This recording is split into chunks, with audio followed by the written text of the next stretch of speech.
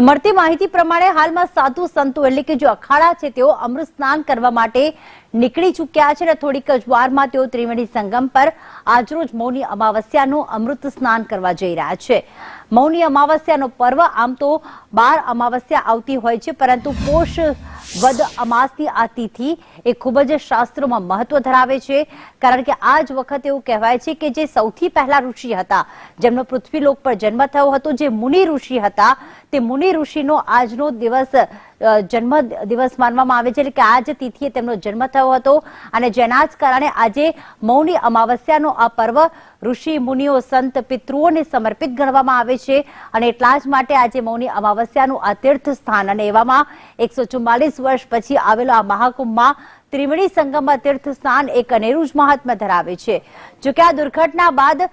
તમામ અખાડાઓ જે 13 અખાડાઓ છે તેમણે અમૃત સ્નાન રદ કર્યું હતું, પરંતુ ફરી એક વખત પરિસ્થિતિ કાબુમાં આવી જતા આ તમામ અખાડાઓ દ્વારા આ સ્નાન જે છે તે કરવામાં આવી રહ્યું છે। તમામ સાધુ સંતો અત્યારે નીકળી ચૂક્યા છે, તેમને જોવા માટે મોટી સંખ્યામાં લોકો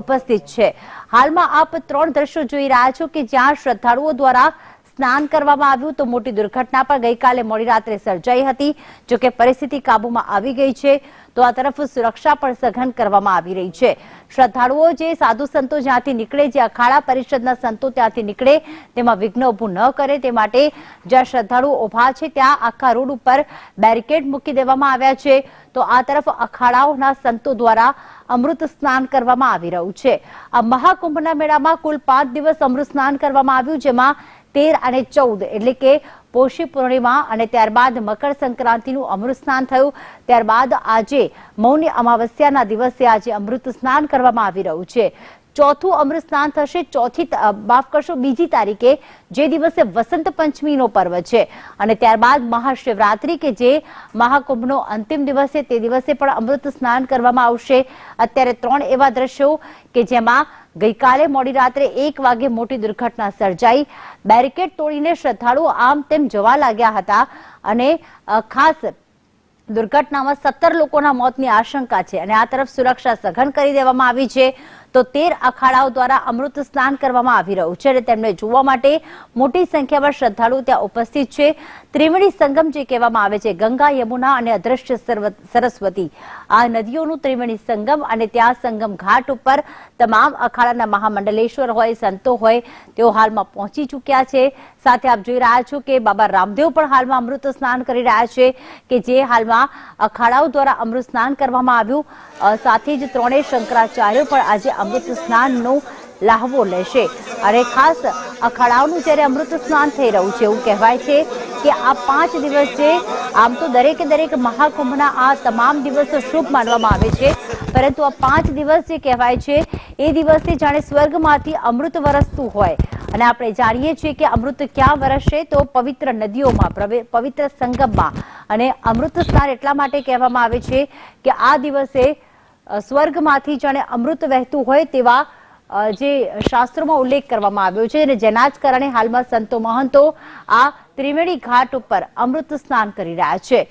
ભાગદોડ મચી, પરંતુ ત્યારબાદ પરિસ્થિતિને નિયંત્રણમાં લેવામાં આવી, સુરક્ષા વધુ સઘન કરવામાં આવી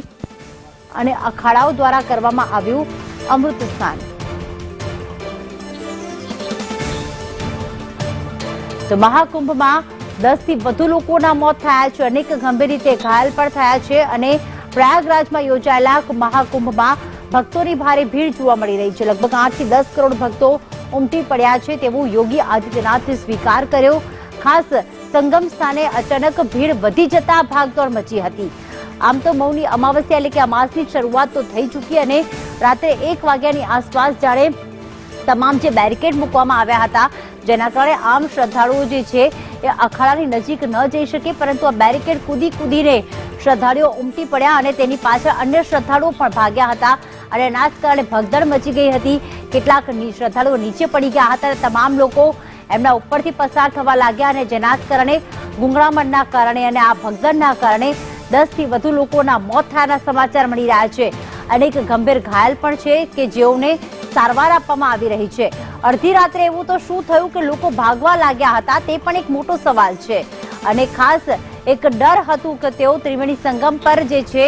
એ રહી ન જાય સ્નાન કરતા કરતા, કારણ કે 8 થી 10 કરોડ લોકો આવ્યા હોય ત્યારે દરેક શ્રદ્ધાળુઓને મનમાં એવી ઈચ્છા હોય કે તેમને તો આજના દિવસે અમૃત સ્નાનનો લાભો મળવો જ જોઈએ।